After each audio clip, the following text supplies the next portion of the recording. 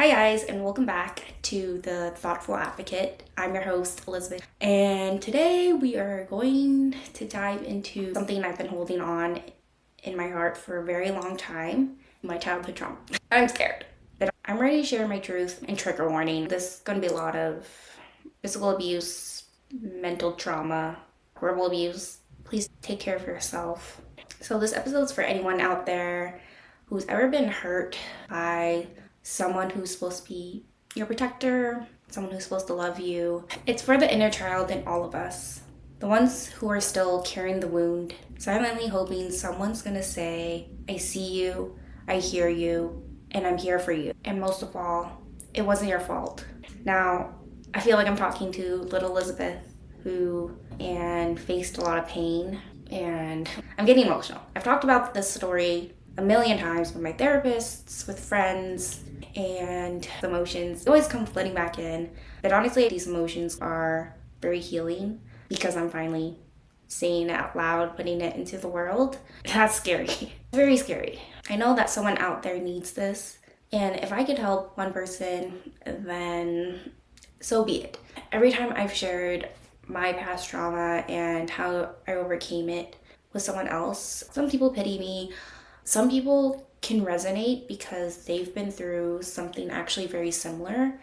Because of my experiences sharing my story with other people, I want to share it with you because if I can give you hope in some way that everything's going to be okay, and in fact, everything's going to be better, then yeah, I'm all for it. Even if this is hard to talk about. Now, the reason why I haven't shared this story was I don't think I was ever ready. But honestly, I think I need to, because silence really protects shame.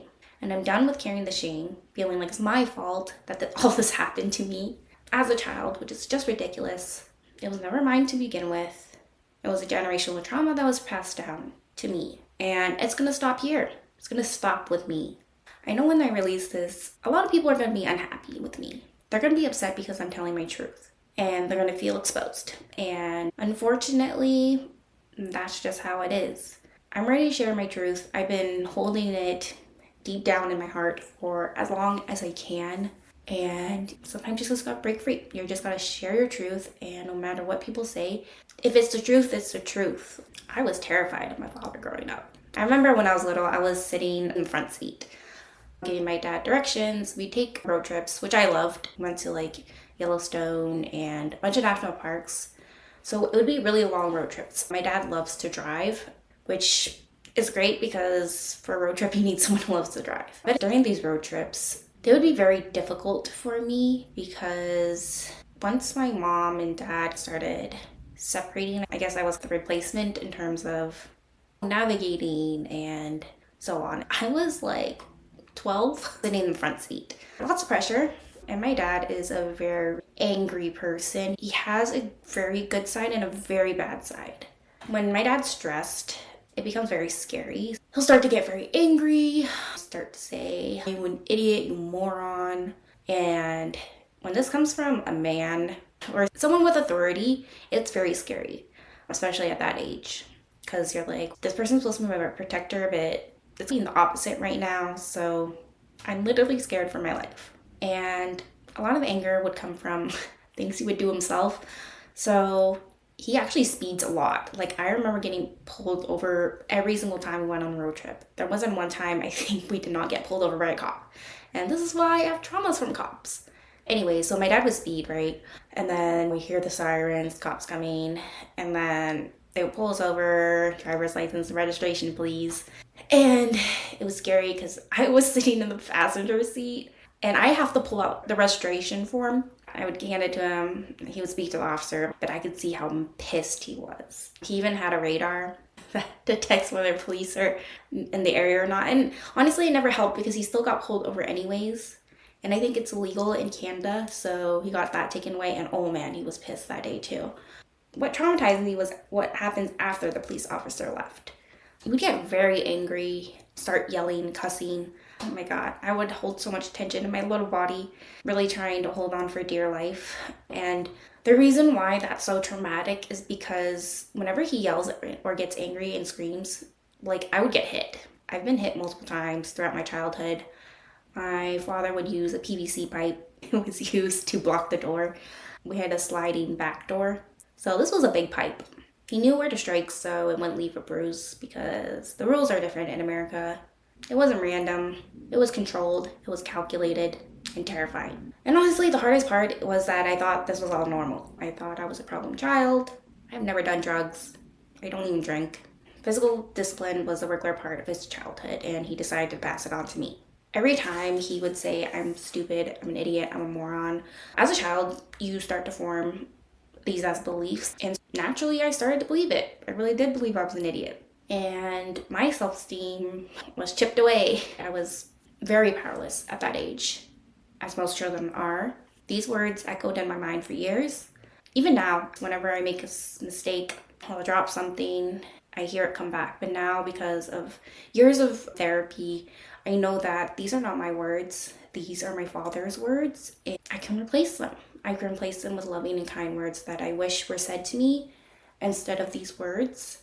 I remember praying at night, literally looking out the window at the starry sky. I would look at one star and I'd say, I wish I could just escape. I've never said this out loud. I wish my father would just die. I didn't think I would have a future. I didn't think I would make it to an adult. At that age, you catastrophize everything. And when your only safety net is your parents and you can't really rely on them fully for that, it starts to make sense. Why I was so scared. Every night I would pray. And I can feel my inner child shaking right now, crying. And I'm trying not to cry. And also I thought that even if I did become an adult, what would be the point? What's the point in even dreaming? Can I even make it that far? Can I make it another day? I could feel my light slowly fading. It was chipped by every word, every strike, every silence. Now, after my parents divorced, this was 2015. You would think that things would just magically go away, but honestly, the trauma stays in the body, in the mind, in the heart. My dad got to keep all his stuff, and he had a lot of stuff. He was a hoarder. He had everything from meat slicers to sous vides to, I think he had 4 barbecues, 1 Japanese one. He just had so many gadgets, it would fill the house, and every day, I swear, every day there would be a package. From eBay, Amazon. He had a lot of hobbies. He's very smart and likes to perfect things. So one month he'll perfect the noodle making recipe or ramen. And then one month he'll perfect making pizza from scratch. So he does very cool things. Just unfortunate. The trauma that he never healed. Anyways, so my dad got to keep all his stuff. But he didn't get to keep what truly mattered. His kids. Me and my brother. We were living with my grandma, his mom, up until middle school, and they were like oil and water. They would not get along. Always fighting, always screaming, always screaming. Pans and pots were thrown at each other. It was scary. My grandma was beat black and blue and purple by his father. In Malaysia, you can get away with it. The cops didn't care. But my grandma was my rock because my mom was working 24/7. She works in finance, but she was always working. I don't remember her being home very often. So I'm the oldest, and I was alone for a long time until my brother came. We're 6 years apart. But even then, he's a child. And so was I. But I had to be the adult most of my life. I don't think I really got to be a free child. A carefree child, anyways. Yeah. My grandma showed me a lot of love because she was, one, always present. She was always there. She would cook, clean the house, watch shows. She would teach us things like times tables. And if you don't get them right, you get hit with a chopstick, which, being compared to my dad in terms of his physical abuse, is nothing. And that's also why I have trauma from math. My grandma is a very loving person. She used to nanny on the side because, again, she didn't have a formal education, so she would take care of other people's children.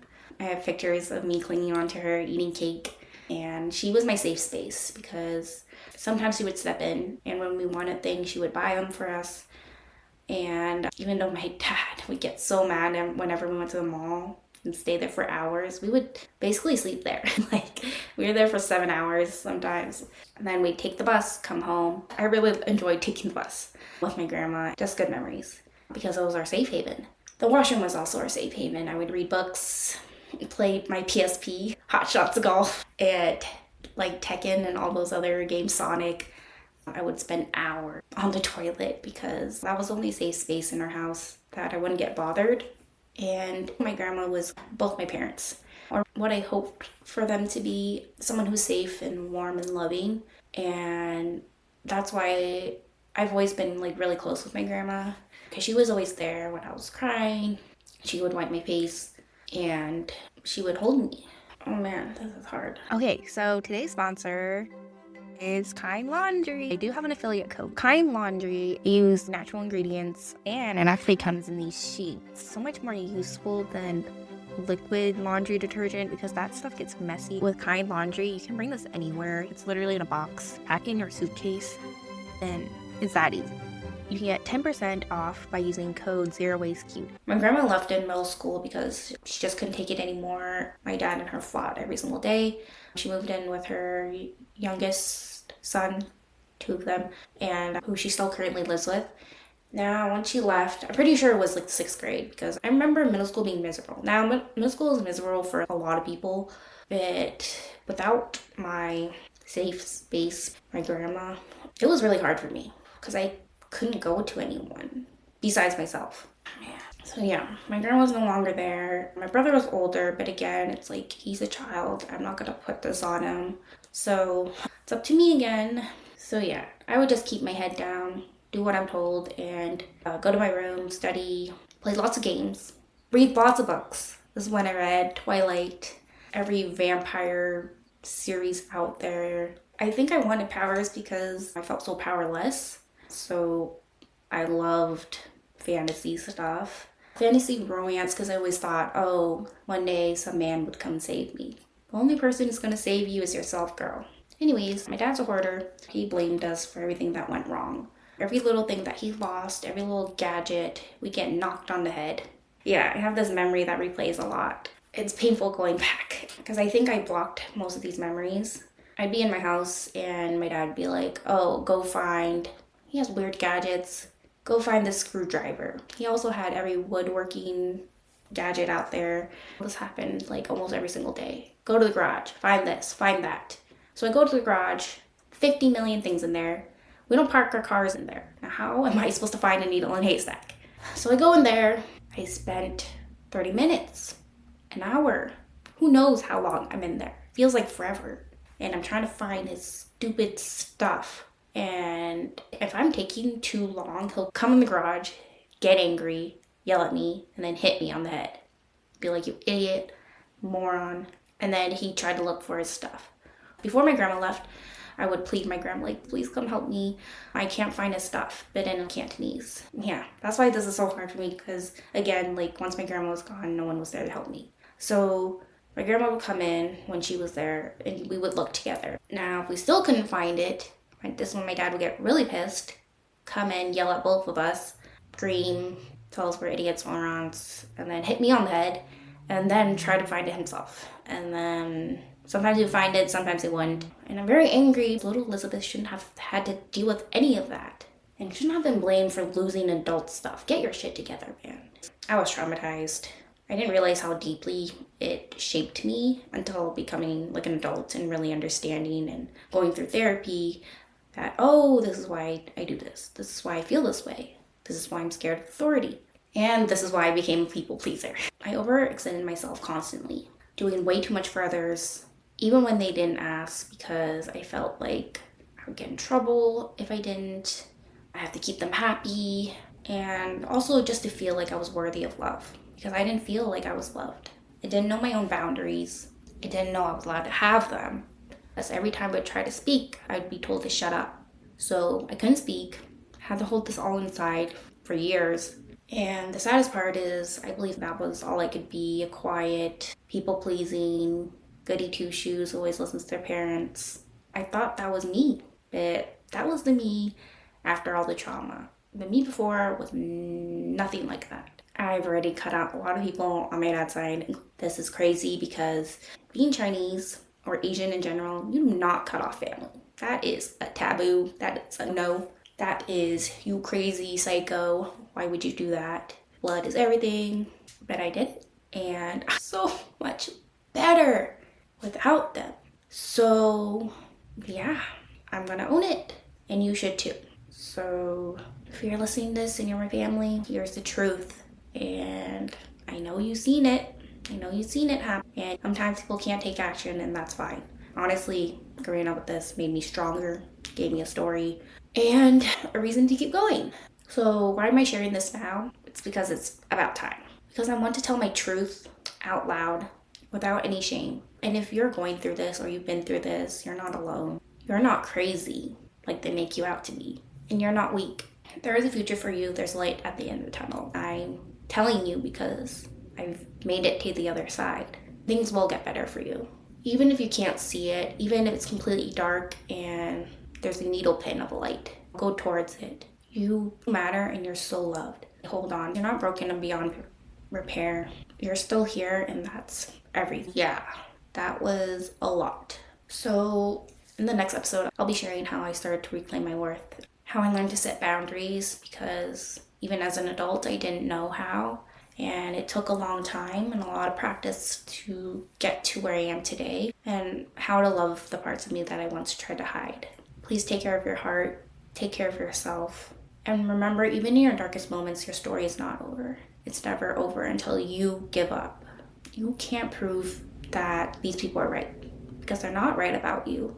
You're strong, you're resilient, and you're gonna get through this. Little Elizabeth, you're gonna get through this. And one day, you're gonna have your own family. You're gonna find a husband who loves you no matter what. He's seen darkest moments, and he still loves you. You're gonna find people who love you for who you are and not what you do for them. Now that you have a son who loves you and you love him so much more than the world could ever know, this generational trauma that's been passed on for years, you're gonna be the one to stop it. And you're not gonna let Ace go through that. And no one else should ever feel that alone and that worthless and that powerless, because you are strong and you're the most powerful person I know. And I love you, and your family loves you, and there's going to be people that come into your life that are going to love you. So hold on, because your story isn't over. It's just beginning. Thank you for listening. So you've been listening to The Thoughtful Advocate. If this episode spoke to you, please leave a review, send me a message. Please share it with someone who might need to hear it. And don't forget to subscribe so you don't miss what's next. And you can always follow me at The Thoughtful Advocate on Instagram.